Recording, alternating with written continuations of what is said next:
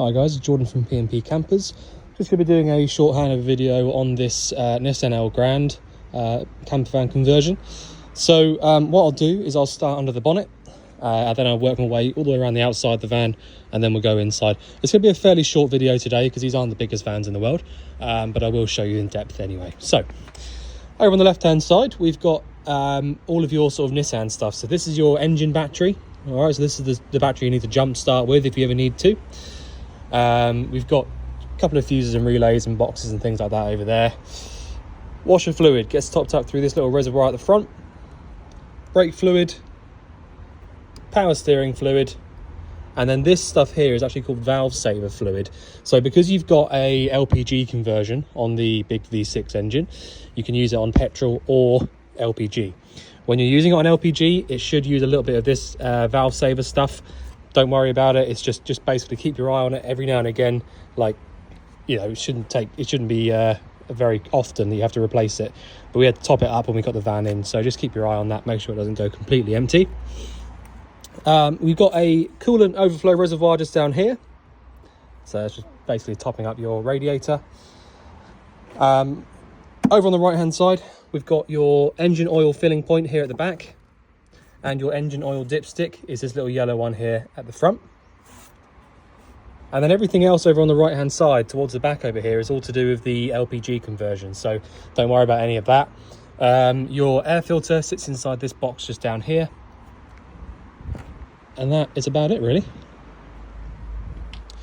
So as I open up the passenger door here, the near side door, got a really good size glove box just here with a USB point which will relate to the head unit there. Some paperwork here for the vehicle in this bag, and the table that sits in the vehicle along the little rail just there. The sliding door, obviously this is a pop top roof as well, by the way guys, so it's you know, you can literally push it all the way up. It's on gas struts, so it will hold itself up. You haven't got to do anything with it, you just give it a little push once you've released these locks just here. Sliding doors obviously, and we have got curtains on each window. So inside the back door of the vehicle we've got obviously the nice leather on the bed here, so it's really nice and comfortable. You've got a bit of storage that you can get to from inside here, a few little bits and pieces that the previous owners left behind for you as well, so worth having a look through that. Inside this little cupboard down here we've got your leisure battery on the right hand side, and a little bit more storage running right the way through the vehicle here as well. Okay, so next things we see are your electric hookup, which I've got plugged in at the moment. So having the hookup plugged in means you'll be able to use any of your mains powered sockets inside the vehicle. Okay, the petrol filling point is this one just here, so you just push on the right hand side of this and that will then allow you to open up the filling point completely. You don't need your ignition key or anything to open that up, you just twist it to open.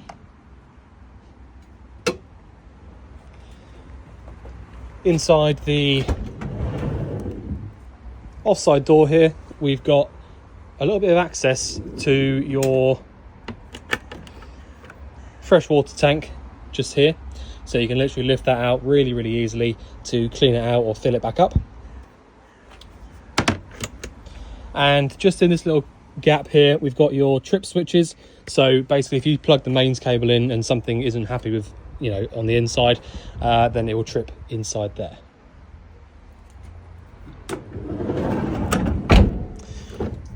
So being a Japanese van of this sort of type, you have got an unbelievably high spec in the vehicle.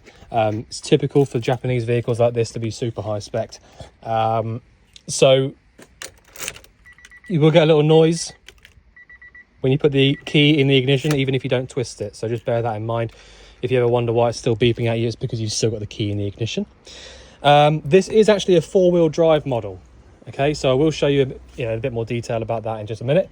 But on the driver's door just here, we've got openers for the rear windows, although I don't know if they are electronic. Have a little go with those if you want to. Front windows here, one's automatic, the driver's side, and the other side isn't. You can lock the windows from moving up and down, and you can lock and unlock the cab from here. To the right of the ignition switch just there, we've got your electric folding mirrors and your electric adjusting mirrors as well. Below that, we've got your heated windscreen. I believe it's a heated windscreen. Yeah, looks like it. So that's what that little symbol there normally means, a heated windscreen. Fog lamp, just there. And this little button here is actually to do with the LPG conversion. So if you don't want to use it on LPG, you don't have to. But basically just turn this little button off just here and it should just switch back over to petrol. Okay, so it's quite simple. To the right of the main cluster just here, we've got these couple of buttons. So you can set your trip and reset. So, you know, if you wanted to basically adjust, you know, set a trip for a certain journey, you can do that with that one. And you can adjust the brightness of the actual screen there as well. Okay. So because it's an import as well, your indicators are actually on the right hand stalk and your lights are there as well. You have got an auto function for the lights. So right hand stalk for the indicators and lights, left hand stalk for the washers and wipers. So it's sort of like the opposite way around from UK spec. I must admit I had an import car for, well, a long period of my life, and I actually prefer it, genuinely. I think it's much easier to use it on the right hand side. On the steering wheel itself, now I will be honest, because you've got a uprated screen just here, which is a big bonus, I'm not 100% sure if these buttons still work or not. Have a go with them, but I'm not 100% convinced that they do. If they do, then great, but yeah, just consider that they might not work because it's not on this original screen anymore up here. Okay, so as I said, we're on the four-wheel drive chassis. So if we have a little look just here, we've got two-wheel drive, auto and lock, power and snow. So the power and snow buttons at the top there are mainly to do with the way that the gearbox reacts. So if you put it in snow mode, it will hold on to the gears a little bit longer and change a little bit slower so that you don't wheel spin and stuff like that. And power is obviously just, it'll just change the gearbox into changing the gears a bit faster and whatnot. Okay, so you don't have to use either of those two buttons. You just leave them off if you don't want to use any of them. But if it is snowing outside, it is quite handy to have that snow switch just there. It does make a big difference. I believe when you press the two-wheel drive button just there, it should switch between the two. Let me just do that for you so you can have a little look. Okay, don't worry about the beeps that you can hear.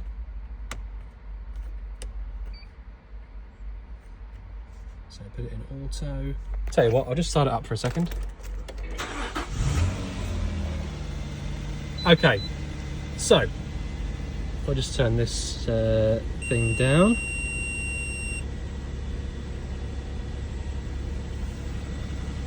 It will beep at you for a few seconds as soon as you start it. It's very normal. Okay, so in the screen just here, you can probably just about see we've got red lines around the van just there telling you which doors are open. So it's telling you the back door, the near side sliding door and the front door are all open. So that is all correct. But it's also showing you a green light on every single wheel. So that means that at the moment we're in four-wheel drive mode. Okay, so if you want to put it back to two-wheel drive, press the two-wheel drive button. And if you watch what happens, we're now in two-wheel drive. Okay, so easy as that. If you want to switch it between the two, press the auto button for four-wheel drive and two-wheel drive to get it back into two-wheel drive. Okay, so easy as that. I will say that if you're not used to having a four-wheel drive car which is selectable, you will have, if you find that if you leave it in four-wheel drive and you try and do a tight turn, you'll find that it will feel really jumpy and not very smooth. It's purely because of the fact that the diffs are sort of then locked together, and when you try to turn, it will kind of jump a little bit. So put it into two-wheel drive for normal day-to-day driving, unless it's really quite nasty outside and you've got some sort of a reason to want it to be in four-wheel drive. Don't use four-wheel drive just for daily driving because it's not particularly comfortable. All right, but you have got the option there for all of that. Automatic gearbox, as these all are. So yeah, it's pretty simple, straightforward automatic gearbox. Only thing that you might not be 100% with is the fact that you've got the manual option there as well. So when you go over to the left hand side down here, you can push up for going up the gears and down for going down the gears. So if you want to put it in, you know, manual automatic, if that makes sense, then you can do it like that, or just leave it here in the normal drive section to drive in fully automatic. Back up to the top for park, and that's it. The handbrake is actually a foot brake just down here to the left of the brake pedal.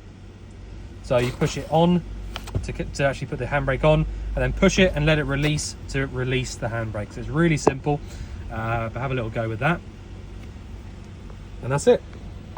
So the rest of it is kind of all of these buttons up here, you can basically ignore them, okay, because that's all to do with this screen up here. The reversing camera comes up automatically, so as soon as you pop it into reverse, it comes up on the screen. You're looking into the sky right now because the rear door is actually open, so it's looking straight up. But yeah, the rest of them are all to do with your temperature controls and things like that. So air conditioning switch, fan speed, all that sort of stuff is all there. Okay, so it's very simple stuff.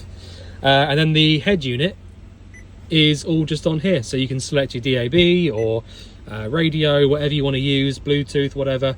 Have a little go through there, connect your phone to it, do whatever you want to do. Okay, so the rest of the video is just going to be in the back end of the van, so I can show you a few bits in here. So you've got like the standard sort of rock and roll bed side kitchen layout in here. Considering, by the way, that it's a Nissan Elgrand, so it's a really small vehicle, the conversion itself actually does feel pretty decent. It feels really nice and spacious. A lot of the time you can find that these ones can feel a little bit cramped and a bit, you know, a bit small really, but this one's actually pretty good. So what we've got is a massive storage locker over on the off side of the van here. So you've got a light inside there so you can see what you're doing, a couple of bits and pieces, and you have actually got access to that lower cupboard that you can get to from the back. Inside there you'll see that there's actually a hatch in the floor, so you can really easily get down into that. You've got more storage in here. This locker just here, you don't really have much storage in because there's a gas locker down here. When we got the vehicle in, to be honest, it didn't have a gas locker in it, so I have fitted a proper gas locker here, so that your gas is actually up to regulation and safe. So yeah, I'll explain all that to you in just a minute. But water tank just here, as I said, you can get to that from outside a lot easier. And your pop top roof above us. So releasing these little clips here and then pushing the roof up, it takes seconds. It's so easy. Yeah, plenty of lighting, little LED strip lights all over the place, and a couple of little lights just here as well, all working as you would expect. So what I'll do is I'll show you the sort of control panel area down here first. So this control panel is a Sargent control panel. It's an AC50, so it's just an industry standard small vehicle control panel. So switching the power on and off is as easy as on and off from the left hand button there. We've then got lights on and off from that one. Water pump, when you turn that switch on just there, you'll get a little green light come on inside here, and that will then just allow you to use the water pump as and when. Okay, simple as that. The other button that you've got on here is a battery level indicator. So it will tell you the battery level all the time that you press and hold on this little button. So we are at maximum power right now. You will find as well, I have noticed on here that the little arm will get a little bit stuck in the middle when it goes back down sometimes. So just give it a little flick and it goes back down. It's not really a big deal. I'm sure that will stop happening the more that you use it. It's just maybe not been used in a little while. There you go, just went straight back on its own. So yeah, minor thing really. So yeah, battery level there, water pump, lights and power. So really, really simple on that front. Other thing that I forgot to mention just then, by the way, is that in that locker that you can get to from the back door, your leisure battery just sits down to the right hand side just there. The leisure battery is brand new. I had to fit a new battery in there because the old one was a bit knackered. So you've got a brand new leisure battery in the vehicle, and a new water tap as well, because the tap was leaking as well. So you've got a few new bits and pieces in here, so that it's all up to scratch. 2 sockets at the top just here are mains powered, so these will only work when your hookup is plugged in. And you've got a 12-volt socket over here to the right. Okay, this speaker here will be hooked up to the front stereo so that the rear passengers have got a little bit of sound at the back, and that's about it. So these two up here, as you can probably tell, are water over on the right hand side, so your sink and tap, and your 2-burner hob just here. So I'll show you the gas in a bit more detail in a minute, but if I turn the gas on, we should then have gas to the hob. Simple as that. So push in on this little button just here to get the ignition, whilst pressing on the gas valve. Okay, same for both of those. All right, and just make sure that you are lifting up both glass lids if you're going to use either of these two, especially if you're going to use this right hand one, because this one will get too hot otherwise. Okay,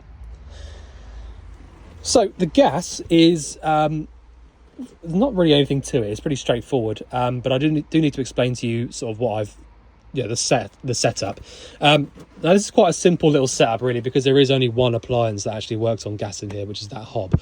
But you have got, if I just get down a little bit lower, the actual gas bottle itself is a camping gas, and I think this is a 907. Yeah, 907. And you've got a brand new regulator and bit of hose on the top there as well. So if and when you want to remove this gas bottle, all you need to do is twist the regulator off the top of the bottle. So you can get your hand in here to twist the bottle itself. So just twist it off. You'll know which way is the correct way because it won't spin the other way. Okay, twist it off, and then you can just literally pull the gas bottle out of the locker and put a new one in. It's really, really quick and easy. The little valve on the side of the regulator is how you turn the gas on and off. So anti-clockwise round to the left turns the gas bottle on, and clockwise round to the right turns it off. I would recommend turning the gas off before you start driving. That's a really important thing to do. And consider the fact that when you turn the gas bottle on, go all the way on until you can't twist it anymore, so that when you go to turn it off, you can only actually go one way. Okay, so you know that you're going the right way with it. Other than that, that's about it. Yeah, that's all I can really recommend. So make sure that you turn the gas off before you start driving. As I said, I can turn that off now. To put the gas locker front back on, you got a little bit at the bottom just here, so you slide that on the bottom first, push it forwards, and then just twist, and that'll then stop it from falling forwards. You have got a little dropout hole at the back of there as well, which goes down onto the floor. But yeah, that's it. You have got one join that I had to make at the back just there, a little compression fitting, but it's really easily accessible, so you've got no problems with that. I have obviously leak tested it so that there's not any leaks. But yeah, so